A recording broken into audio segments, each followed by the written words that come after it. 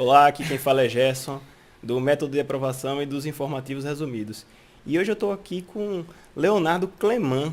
Ele é professor de técnicas de estudo e a gente está aqui no estúdio dele e para mim ele é um dos maiores especialistas nesse tipo de técnica.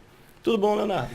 Tudo bom, Gerson? Muito obrigado, né, a oportunidade de estar aqui com você, pessoa extraordinária, compartilhando um pouquinho de informação, um pouco que eu puder contribuir com sua audiência. Então, obrigado por a oportunidade.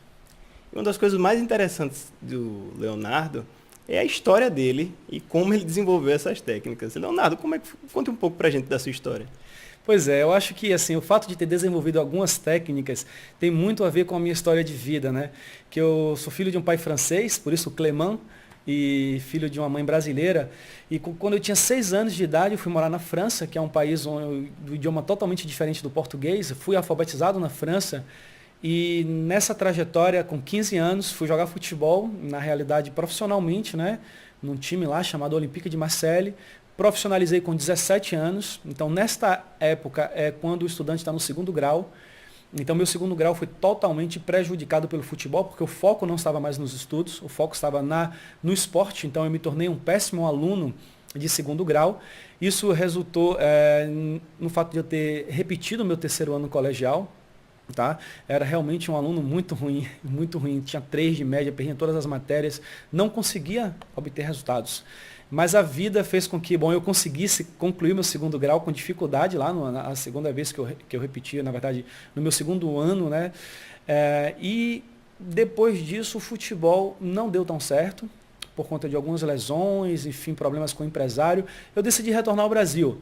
Meus pais ficaram na França, meus irmãos ficaram na França. Cheguei no Brasil e com um novo sonho. Dessa vez eu queria ser médico. E quando eu cheguei no Brasil, dizendo para minha família, meus amigos, que eu queria ser médico, imagine o que eu ouvi. Medicina, no vestibular, é o curso mais concorrido do Brasil. Você repetiu seu terceiro ano, você não fala português direito, não foi nem alfabetizado em português. Até hoje eu erro um pouco o português, apesar de estar no Brasil há 9 anos.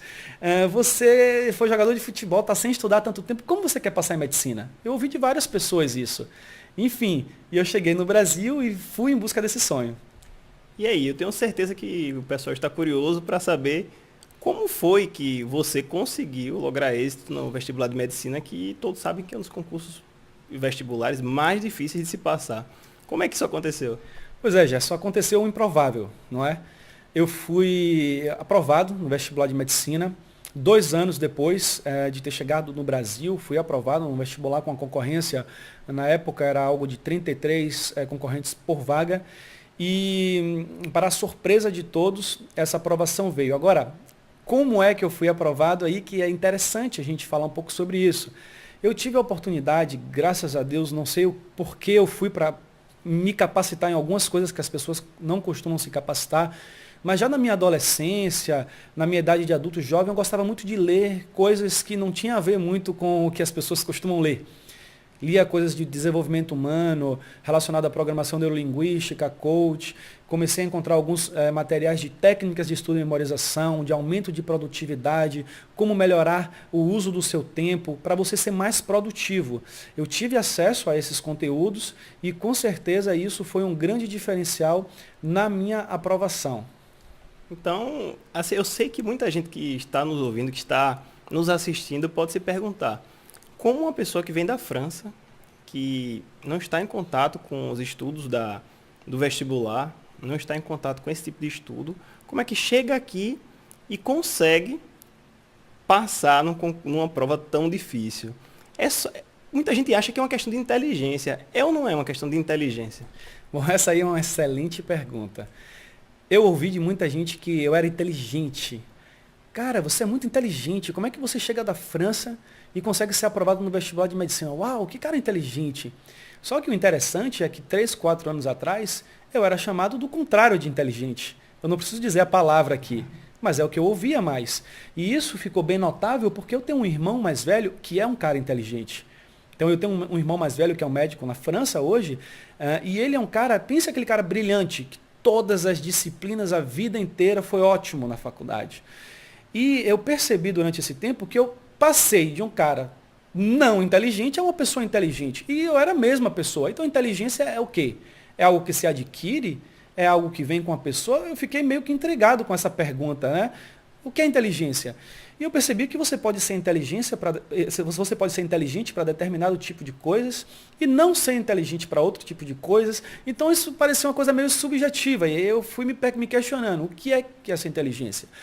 E aí eu percebi o seguinte, que no meu caso não é que eu era inteligente para determinado tipo de coisa e não para outra. Porque exatamente a mesma coisa que era o estudo e a aprovação no segundo grau, em um momento da minha vida eu não era inteligente, em outro eu já era inteligente, então o que fez essa diferença? Então aí que eu lhe digo, eu provavelmente não sou alguém inteligente, mas eu tenho algo que faz com que eu consiga o resultado que eu quero naquilo que eu estou desejando. Naquele momento eu consigo ser inteligente. De que forma?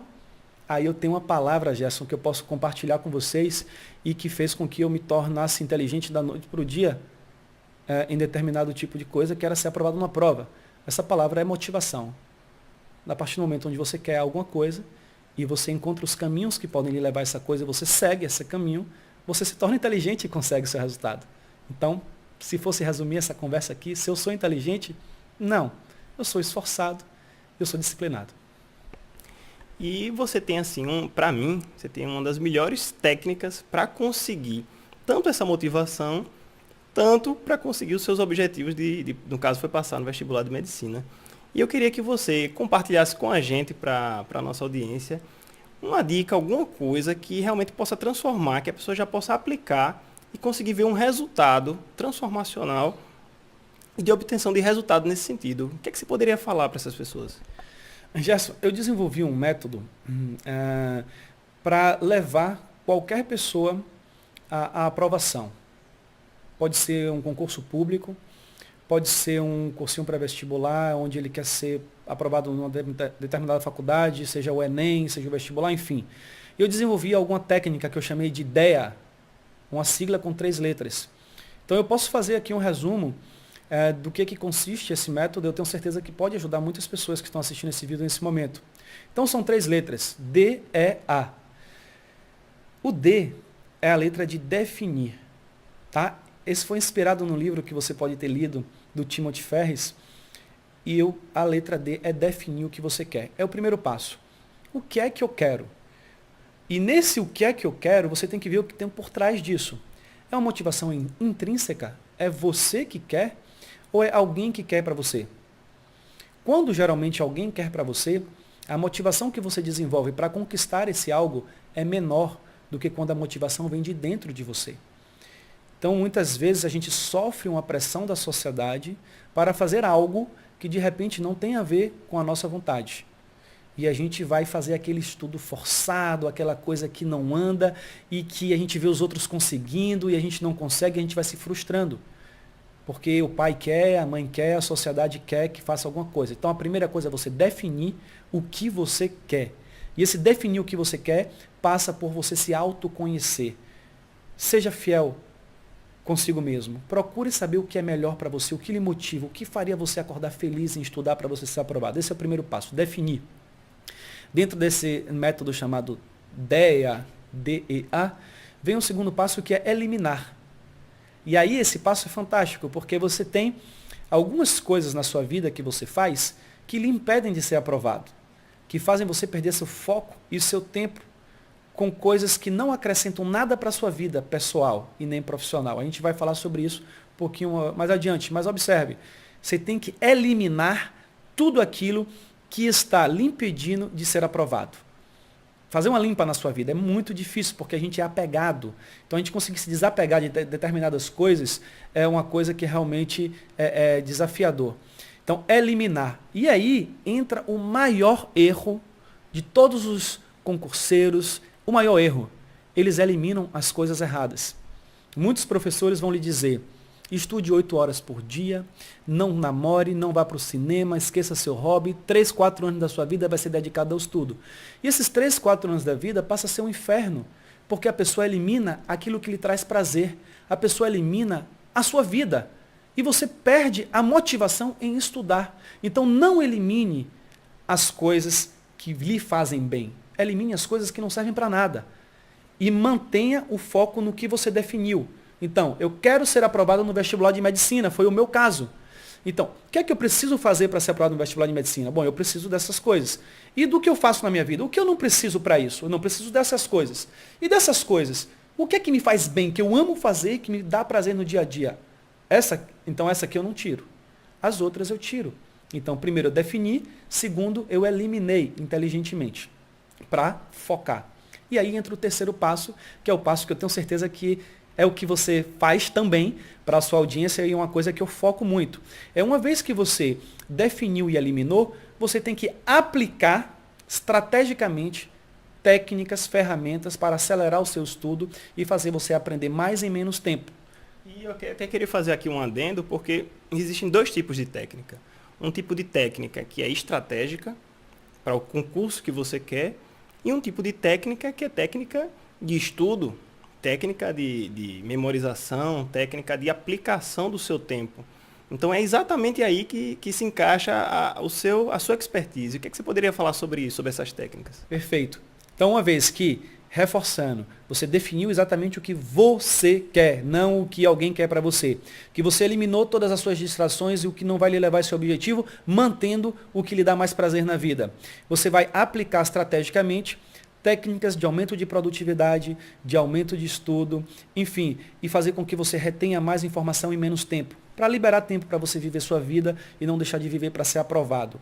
Basta eu dizer que eu estudava 2 a 3 horas por dia no máximo para passar na medicina, enquanto muitos colegas meus estudavam 8, 10 horas e não foram aprovados. Então, tempo de estudo não determina o sucesso. Então, já agora, Gerson, dando uma dica para os seus alunos, algo que de fato vai fazer uma diferença incrível, eu vou ensinar para vocês aqui rapidamente nesse bate-papo, como fazer para revisar tudo que você estudou ao longo de um ano em 6 horas, 4 horas, em uma tarde. Então, como pegar todo aquele bolo de assuntos e conseguir fazer toda aquela revisão e deixar tudo fresquinho ali na sua cabeça para aplicar na prova. Então, para fazer isso, eu utilizo algo que nós chamamos de mapas mentais, uma técnica desenvolvida pelo Tony Buzan e que foi adaptada pelo professor Felipe Lima. E da adaptação do professor Felipe Lima, eu apliquei isso e é algo que realmente é impressionante. Então, o que é que ela consiste? É uma técnica que se baseia muito em associações. Por quê? Quando você aprende algum assunto, o seu cérebro ele vai interpretar se aquilo tem relevância ou não. Porque nós estamos o dia inteiro absorvendo milhões de informações que o seu cérebro vai eliminando para não encher sua cabeça de coisas desnecessárias. Então, se você estudar algo agora pontualmente e pronto, o seu cérebro vai eliminar porque aquilo não vai ter sentido para ele. Então, tem duas formas de você fazer com que esse conteúdo seja retido na sua memória forever, a longo prazo. Então, quais são essas duas formas? Primeiro, crie uma associação. Se eu olho para a cor amarela e essa cor amarela eu associo com a camisa da seleção brasileira, já são duas informações ao redor de uma mesma coisa. Eu faço uma conexão neural e eu digo para meu cérebro que ela tem importância, com apenas uma associação. Se eu faço mais de uma associação, eu vou cada vez mais sedimentando e fixando essa coisa na minha memória. Mas mesmo assim, a tendência, quando o tempo vai passando, é que essa informação ela seja esquecida, por mais forte que seja a associação. Por isso que existem as revisões, porque a cada revisão você vai resgatar e você vai reforçar para o seu cérebro que aquela é uma informação que ele não pode esquecer. Então, quando você faz mapas mentais, que é um mapeamento em uma folha do assunto que você está estudando, através de uma distribuição espacial na folha branca, com o tema principal no centro e os tópicos espalhados pela folha, utilizando o mínimo de informação possível naquela folha, do tipo muita coisa escrita, não. A gente utiliza desenhos que podem ser rudimentares, não precisa ser um grande desenhista, palitinho serve, mas é importante utilizar cores, que as cores é mais uma informação diferencial para o seu cérebro, utilizar letras grandes quando for escrever alguma coisa, e resumido, e imagens que associem aquele conteúdo, porque você vai adquirir o conteúdo estudando, mas você vai fixar ele numa associação. E eu vou elaborando mapas todos os dias. E esses mapas, eles são muito lúdicos. Então você não tem impressão de estar revisando, porque você vai lembrar das besteiras que você pensou. Às vezes são coisas ridículas que você vai ter. Quanto mais você tiver vergonha de mostrar seu mapa para alguém, mais poderoso ele vai ser. Aquele mapa é só para você. E todo dia você dá uma olhada no mapa, que dura 5 segundos, sem compromisso. É o que nós chamamos de caixa diária. Então esse mapa vai estar ali numa caixa. Acabei de fazer hoje, eu coloco numa caixa. Todo dia eu dou uma olhadinha nele sem compromisso. Legal, olha, legal. Todos os dias durante 30 dias. Olha só, olhei 30, já revisei 30 vezes o conteúdo. Depois do segundo mês ele vai para uma caixa semanal, onde eu olho ele uma vez por semana. Depois de mais um mês a caixa quinzenal, onde eu olho ele 2 vezes por mês. Depois a caixa mensal, eu olho ele uma vez por mês durante 6 meses. Depois a caixa semestral, que são 2 vezes no mês. E lá, na véspera da sua prova, você vai ter um bolo de mapas, que é tudo que você estudou durante o ano, que você já viu tanto que tudo aquilo está fixado. Toda vez que você revê o seu mapa, a sua associação, você tem a evocação. Você evoca o que você estudou, então você vai trazendo, sua memória é muito poderosa. E você consegue pegar aquela pilha de mapas que você já viu muitas vezes se divertindo, sem perder tempo e tendo sono de ler. Isso é necessário, mas na hora de revisar, o mapa ele é muito dinâmico. Ele é muito dinâmico. E você consegue, na véspera da prova, revisar todo o seu ano em algumas horas. E às vezes as pessoas acham que precisam estudar muito tempo e que não vão conseguir nunca revisar todo o assunto da prova. E isso é extremamente possível se utilizado as técnicas corretas. Leonardo, muito obrigado por ter me concedido essa entrevista e ter passado dicas tão preciosas para quem nos assiste lá no método de aprovação. Gerson, prazer. Hoje a minha missão assim, é fazer com que outras pessoas possam obter resultados positivos, assim como eu consegui obter quando eu estava desacreditado. Mas o mais importante é que eu não desacreditei. Então, hoje eu busco passar essa inspiração para as pessoas, que elas acreditem que elas podem. Muitas vezes a gente fica impressionado com uma concorrência de 30 para 1, ou de 100 para 1, de 200 para 1, que é uma concorrência fictícia. Porque desses 200, muitos nem acreditam que vão passar. Você pode ser um deles, cuidado.